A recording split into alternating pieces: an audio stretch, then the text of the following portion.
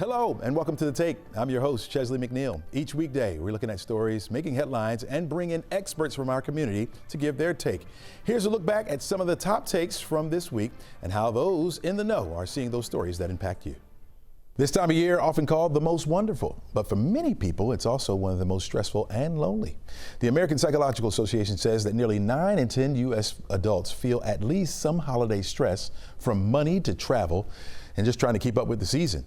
Added to this, a U.S. Surgeon General advisory showing 1 in 3 adults feel more lonely during this time of year, even when they're surrounded by family and friends. And nearly 6 in 10 Americans, according to the National Retail Federation, say the biggest weight on them is their finances, from buying gifts to that holiday travel cost. Let's find out more about this and how to snap these holiday blues with Courtney Schouder. She is with United Healthcare. Welcome to the show. Hi, thank you so much for having me. It's nice to be here. Absolutely. Courtney, when you look at the numbers, like 88% of adults feeling stressed out, what stands out most about what people are experiencing this time of year? Yeah, what people are experiencing are some of those challenges, and, people do feel lonely.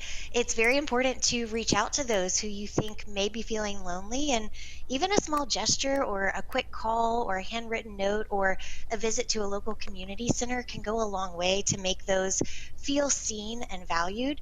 So we definitely want to be thinking about that during this season. Yeah, we often call this the most wonderful time of the year, right? And many people are just stressed out. What's one of the biggest health impacts from people being stressed out?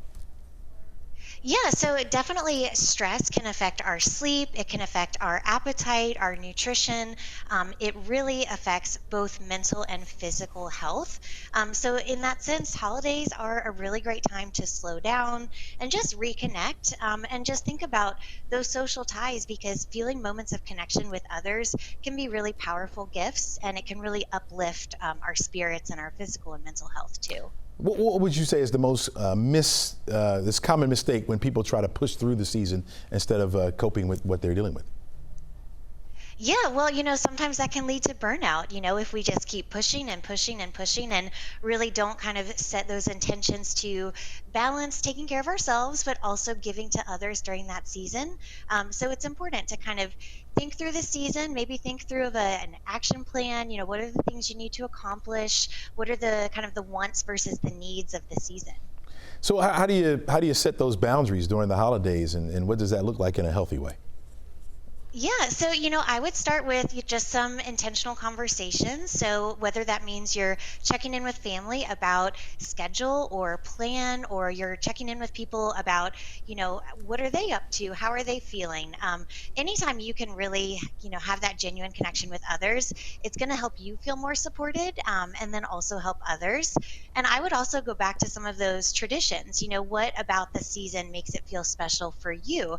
Are there, certain activities you always go to, whether that's in your community, certain volunteer events? Is it things you do at home, like decorating or baking? Just traditions. Those rituals can really help us feel grounded and supported during this season. And even thinking about like moving with others, going for walks, or if there's local 5Ks that run, in your community, moving can be a fantastic way to strengthen your connection and bond with other people, just while giving you time to talk and move your body. Would that be your advice as people head into these next few weeks?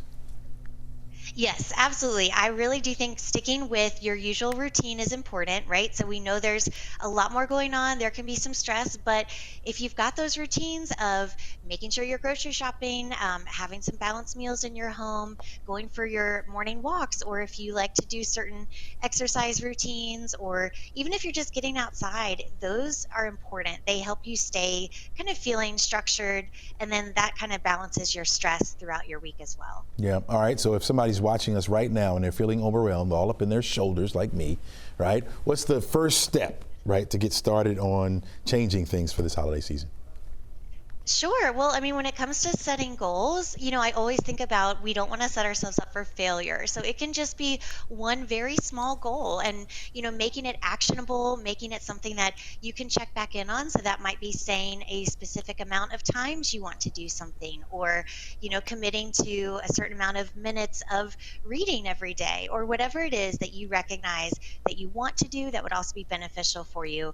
Just trying to commit to that and sharing your goals with others so that that they can keep you accountable and maybe even join in, so it doesn't feel like an extraordinary effort. It feels like something that's enjoyable. All right, I got 30 seconds left. Courtney, now tell me, what am I supposed to say to my son who I can't find anything for, and I feel bad about that gift I didn't get him? What should I tell him?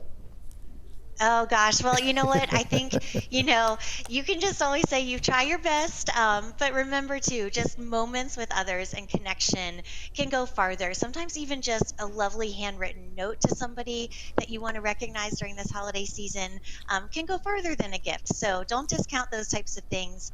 And just remember, there are lots of tools to help manage stress. So if you do have a health insurer, there's often some great virtual tools that can help you manage stress, such as Calm Health, just all these wonderful apps that can bring meditation and focus and grounding and breath work into the picture. Those are really important stress management tools. So don't discount some of the things you might have access to, even on your phone, that you might have forgotten about. Yeah. Dear son, I'm already starting, Courtney. Dear son. There you go. Thanks so much for joining us. Really appreciate it. Fraud is everywhere these days, from fake toll payment text messages that you receive on your phone to social media scams, bogus charity requests, even stolen packages. It's a growing problem that's hitting very, very close to home for many people. Joining us now with what you need to know, what you need to look out for and to protect yourselves, is Kathy Stokes, Director of Fraud Protection or Prevention Program at AARP Fraud Watch Network. Welcome to the show. Thanks for having me. Absolutely. What are the top scams people should be watching out for this holiday season? Yeah, you mentioned social media. We see about a third of us have experienced clicking on an ad on social media to purchase something, and only to find out that they'll never get it. Or if they do get something, it's an inferior version of what they were trying to order. So we really have to stay away from those social media ads. Yeah, they pop up all the time if you're on social media there. We saw a recent report that showed 9 in 10 adults have experienced some form of fraud. What's driving that number so high, Kathy? Well, unfortunately, we're in a place now where much of this activity is happening around the world by transnational organized crime rings. They're very sophisticated. They have the money, the time, the scripts, the ways to get us to do things that we wouldn't ordinarily do, and it's just everywhere now. You know, we almost are being forced to buy gifts online, so we really can't stay away from that. How do we make that safer, or how do we stay away from the scam part and get to what we really want, is to buying gifts? Yeah, we just have to constantly engage our inner skeptic. My guidance is work with retailers you've already done business with. You have an account, log into it online or go to the app. It's safer that way. Avoid clicking on links in anything. One other thing that we're seeing every year, it's more people reporting that they've given or received a gift card that didn't have any value on it.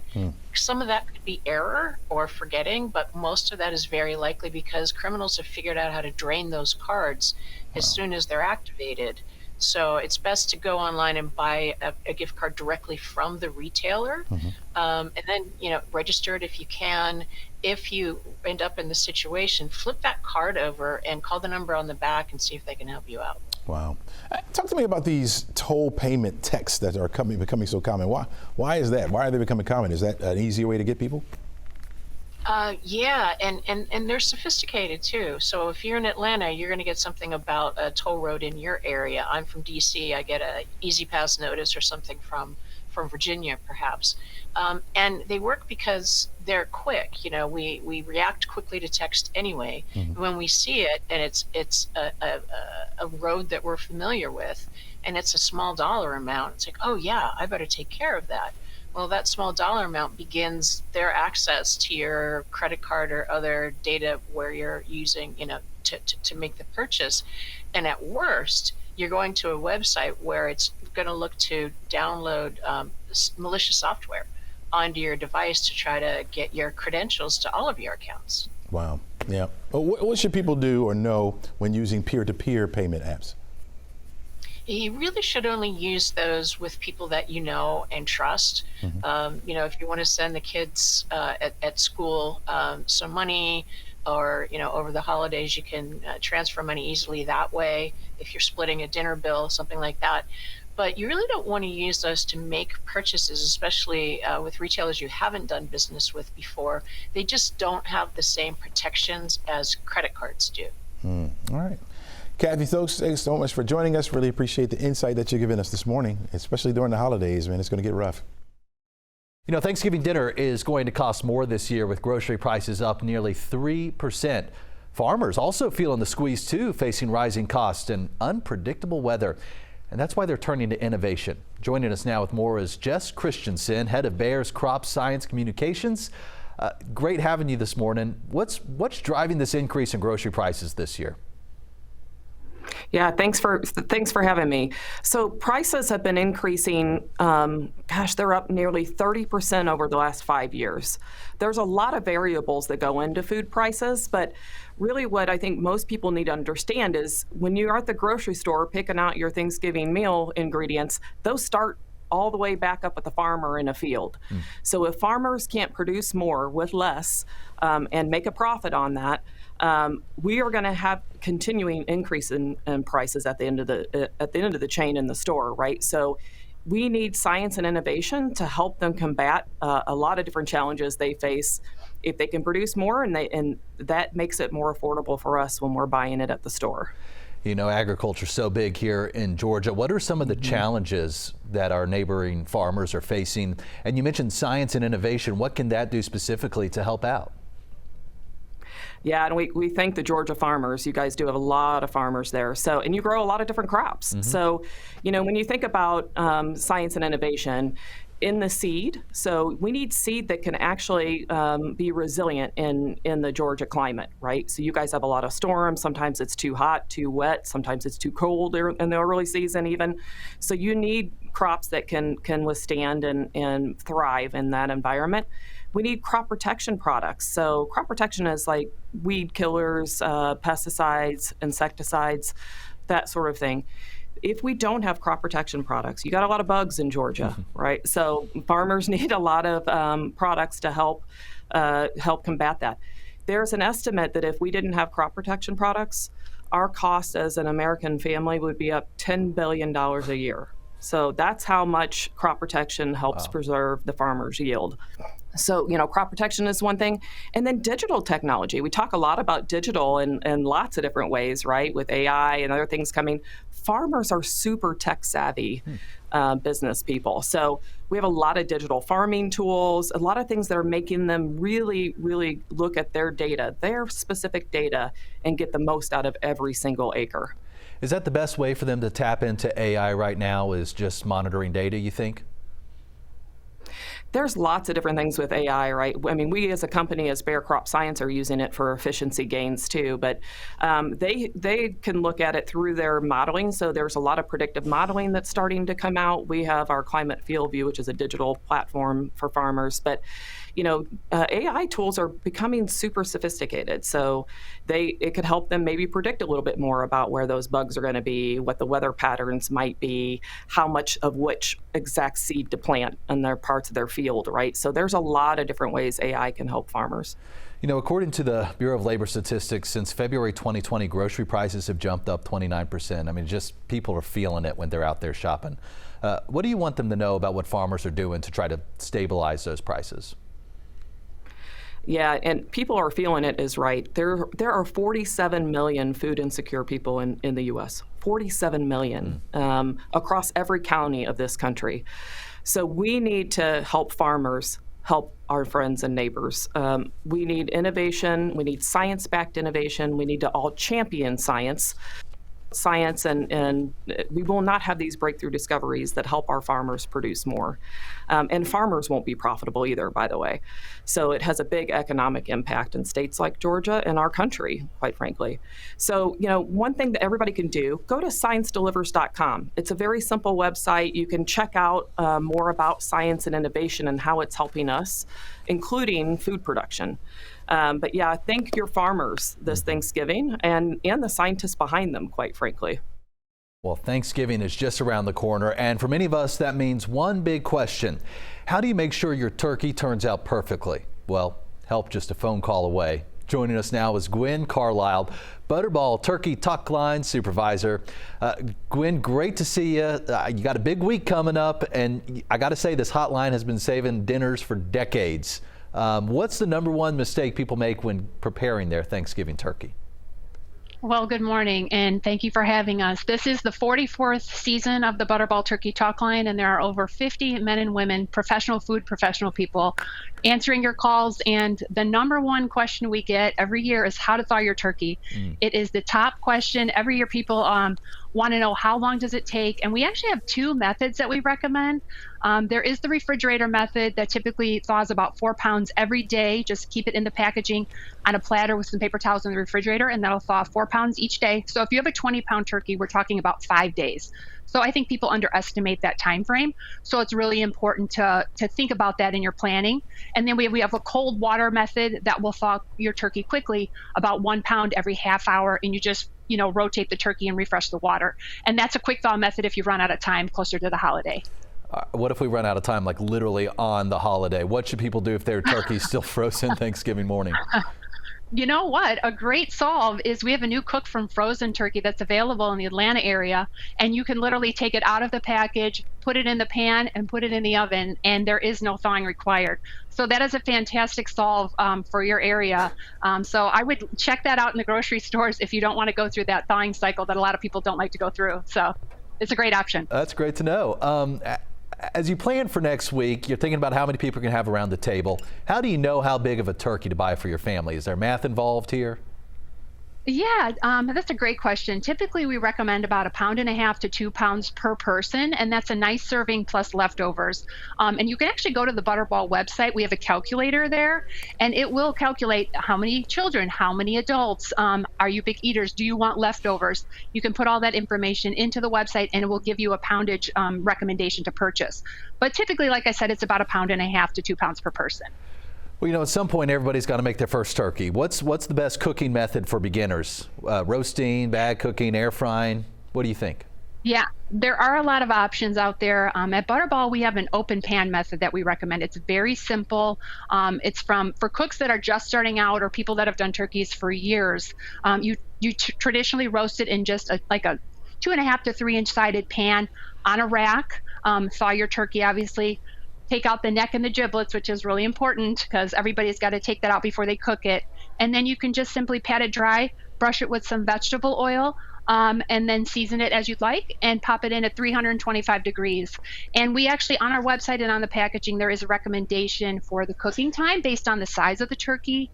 And then we really recommend a meat thermometer this time of year if you can grab one.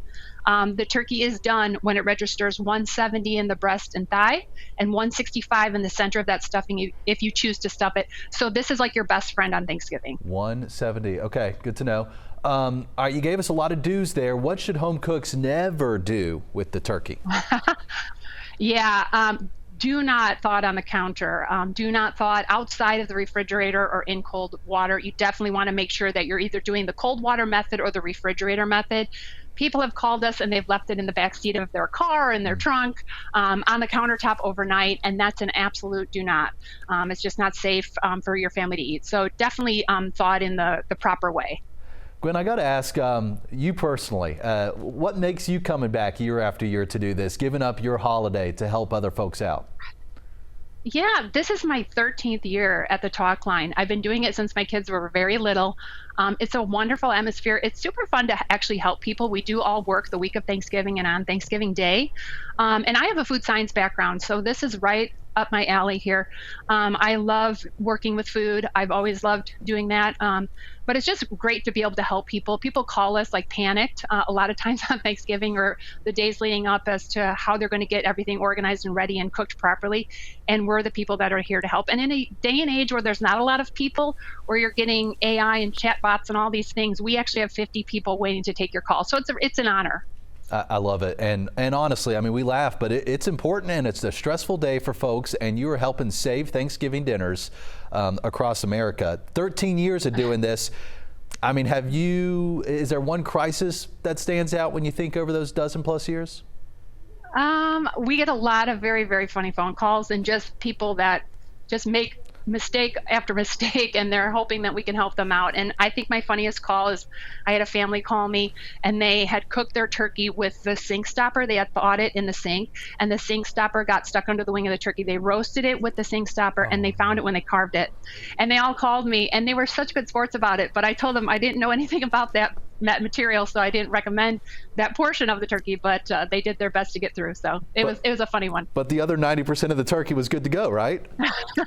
I think so. I think they ate it. Okay. Gwen, great talking to you. Best of luck next week. And again, thanks for all you do for us in offices.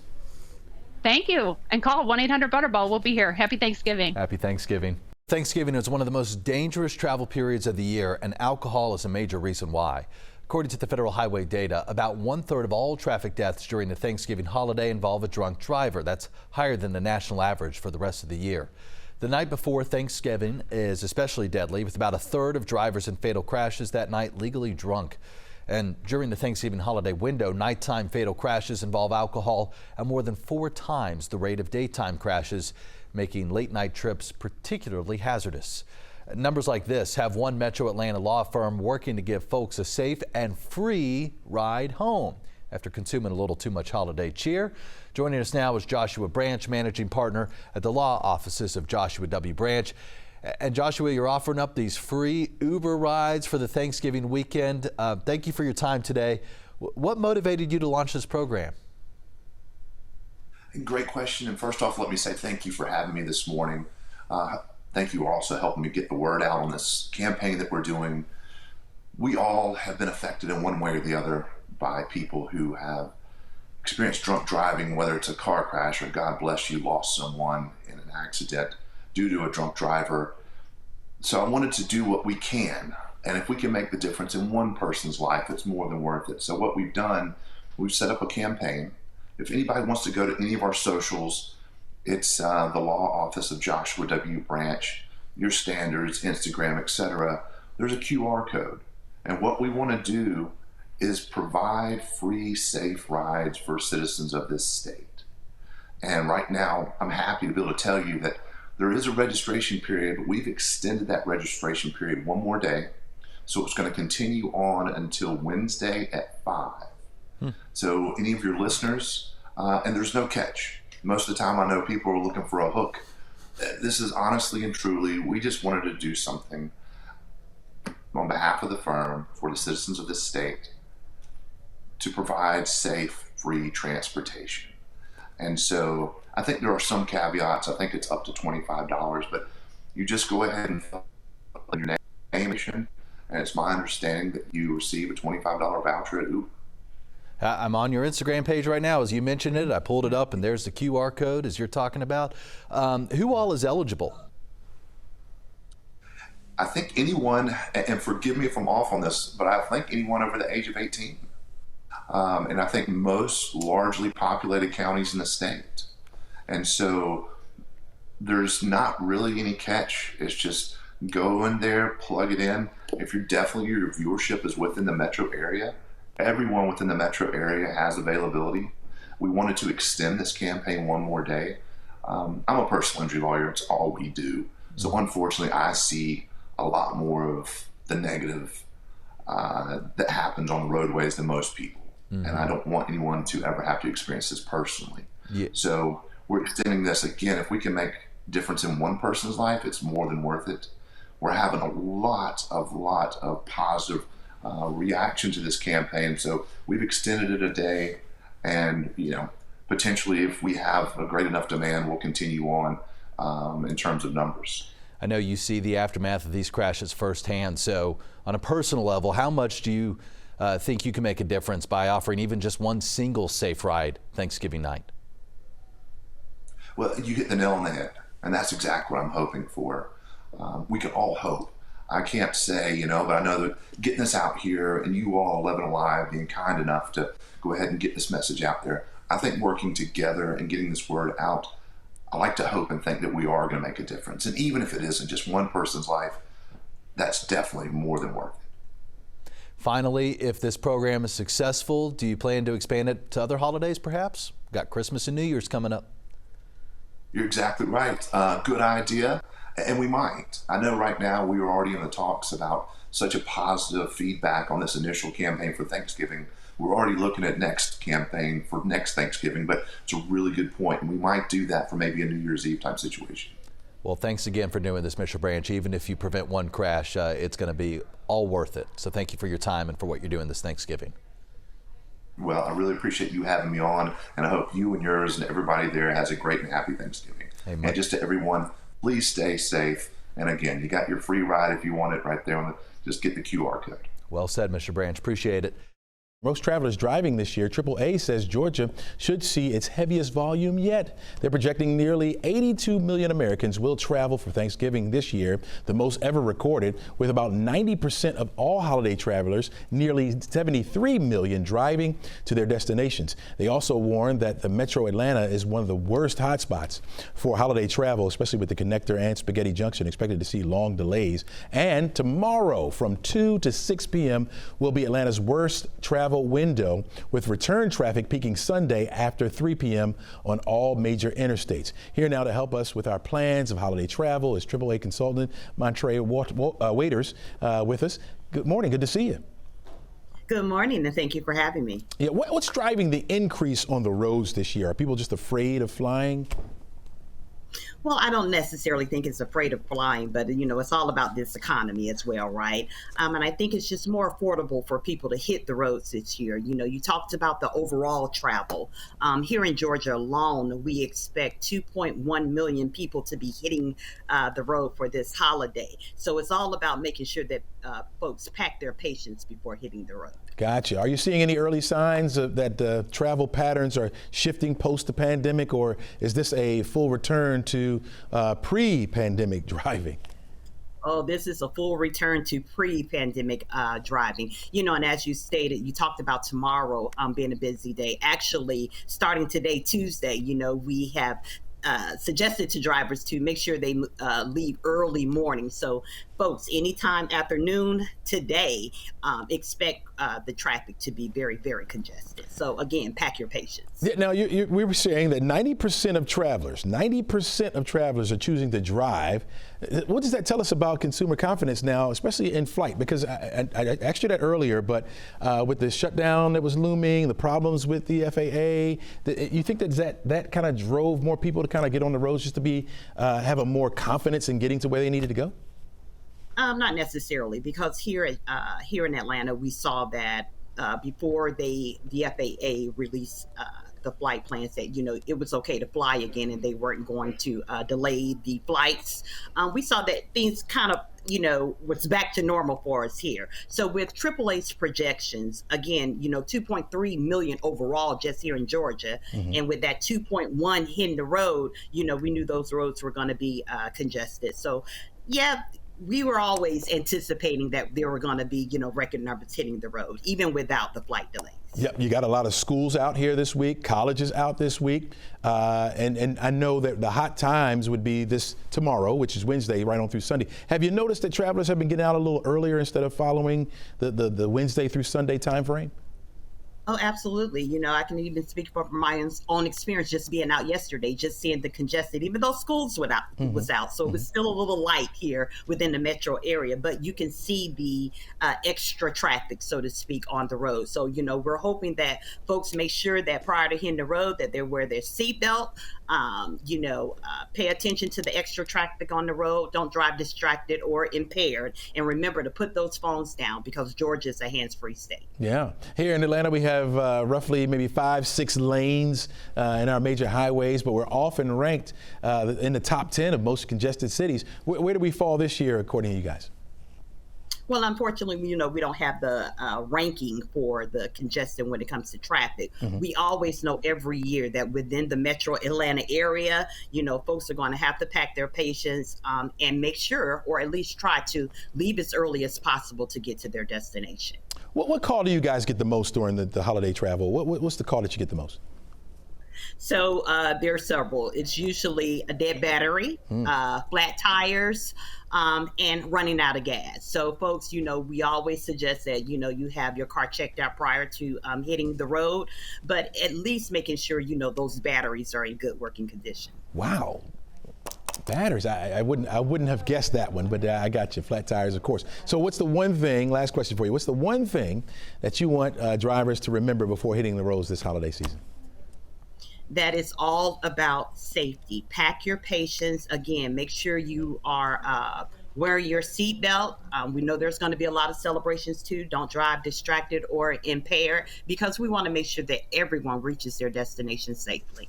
Monterey Waiters, thanks so much for joining us. Really appreciate your insight today. Thank you. All right, have a great holiday. Before we go, my final take. I was in the Dunkin' drive-thru this morning when I noticed a sign on the cashier's window. Here it is. It read, "The whole world is short-staffed right now. Please be kind to the ones who showed up." And this Thanksgiving week, let's remember the people showing up, working long hours and missing family time just to keep things moving. Like TSA agents and air traffic controllers. They're working the busiest Thanksgiving in 15 years, some still waiting on paychecks after the shutdown. Or the staff of your local restaurants. I saw it last night at one of our favorite spots, tables packed, way more than usual. One customer wanted their check right now, and, well, they may have taken their stress out on the poor waiter. Or how about the plumber we called to our house Friday night? He stayed an extra hour determined to fix the problem, only to be late for dinner with his daughter who was home from college. You know, that's the kind of effort happening all around us. It's easy to get frustrated in the Thanksgiving rush, but let's all remember the sentiment from that Dunkin' sign. Be kind to the ones who showed up. You might just make someone's holiday.